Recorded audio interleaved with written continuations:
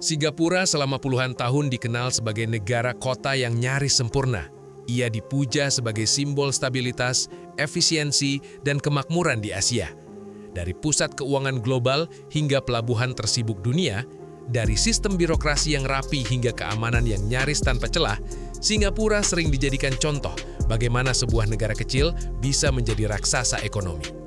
Namun di balik citra gemerlap itu, kini mulai muncul tanda-tanda kelelahan yang tak lagi bisa ditutupi.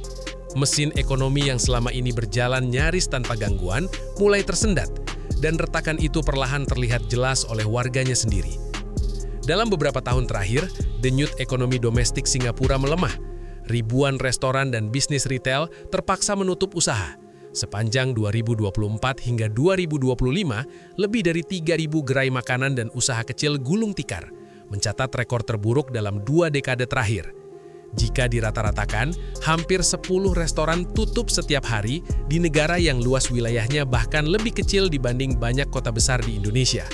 Ini bukan sekedar angka statistik, melainkan peringatan keras bahwa fondasi ekonomi domestik sedang berada di bawah tekanan serius. Penyebabnya bukan satu, melainkan tekanan berlapis yang saling memperkuat. Di satu sisi, biaya sewa properti komersial terus melonjak, mengikuti harga tanah yang semakin mahal. Di sisi lain, daya beli masyarakat justru tergerus oleh biaya hidup yang kian tak masuk akal. Margin keuntungan bisnis yang dahulu bisa mencapai 2 digit, kini menyusut drastis hingga hanya tersisa beberapa persen. Banyak pelaku usaha mengeluh bahwa bekerja keras tidak lagi menjamin kelangsungan hidup bisnis. Usaha-usaha baru pun tumbang, bahkan sebelum sempat menginjak usia 5 tahun. Berbeda dengan negara yang memiliki wilayah pedesaan sebagai penyeimbang, Singapura tidak punya ruang bernapas. Setiap kenaikan harga langsung terasa di seluruh negeri, menekan semua lapisan tanpa jeda. Tekanan ini semakin diperparah oleh fenomena eksodus konsumsi ke luar negeri. Dalam 6 bulan pertama 2025 saja, sekitar 11 juta perjalanan warga Singapura tercatat menuju Malaysia, terutama ke Johor Bahru. Tujuannya sederhana, berbelanja kebutuhan sehari-hari dengan harga jauh lebih murah.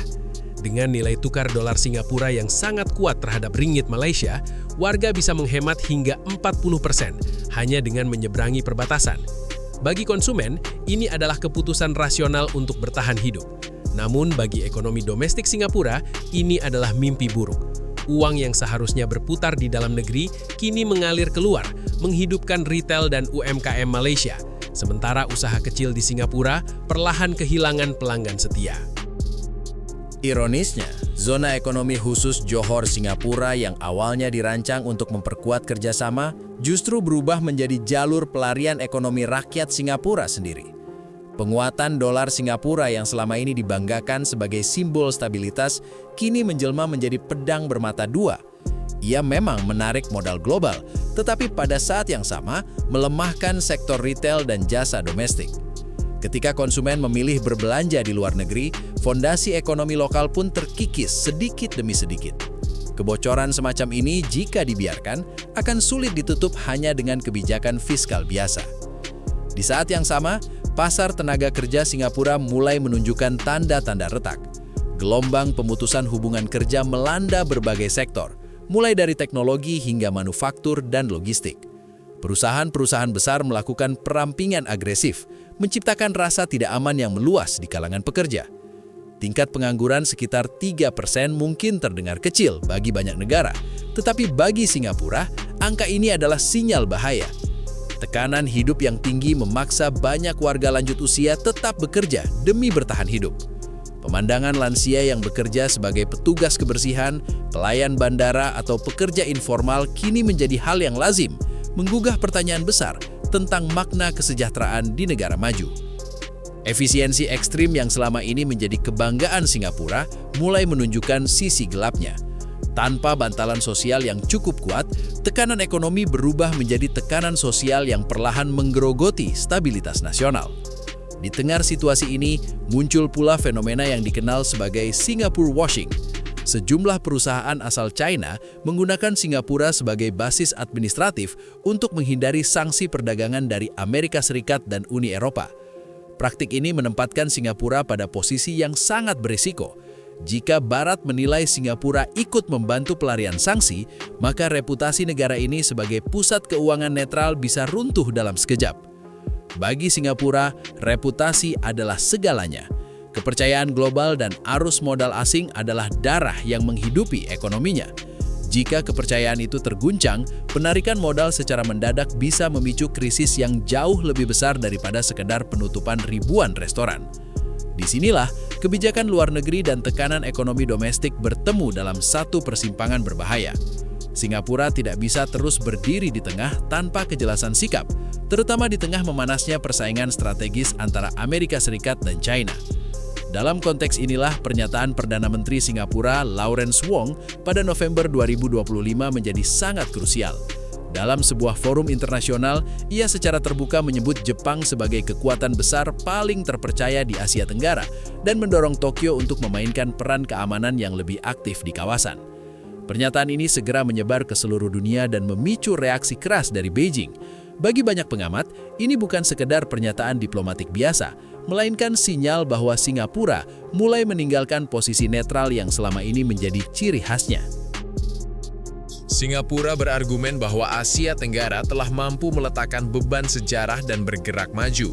Generasi baru tidak lagi terbelenggu oleh luka masa lalu, dan berbagai survei menunjukkan Jepang kini dipandang sebagai kekuatan besar paling dipercaya di kawasan. Atas dasar itulah, dukungan terhadap peran Jepang dianggap wajar demi menjaga stabilitas regional. Namun pertanyaan besar tetap menggantung. Apakah langkah ini bijak di saat kondisi ekonomi domestik Singapura justru rapuh? Isu Taiwan pun menjadi bayang-bayang yang tak terpisahkan. Singapura berulang kali menegaskan bahwa konflik terbuka di Selat Taiwan kecil kemungkinannya terjadi selama tidak ada tindakan sepihak yang melampaui garis merah China. Amerika Serikat dinilai memainkan peran kunci melalui kombinasi kebijakan One China Policy dan Taiwan Relations Act yang sangat berhati-hati. Selama pendekatan ini dipertahankan, stabilitas kawasan masih mungkin dijaga, meski resikonya selalu ada. Di level elit, tekanan juga terasa. Kepercayaan miliarder asal China terhadap Singapura mulai memudar. Setelah menjadi tujuan utama sejak 2019, kini banyak orang super kaya memilih pindah ke Hong Kong, Jepang, atau Dubai. Skandal pencucian uang besar pada 2023 dan pengetatan regulasi keuangan membuat Singapura tidak lagi terasa ramah. Proses perizinan yang semakin rumit dan pengawasan ketat mendorong modal mencari pelabuhan baru yang lebih fleksibel.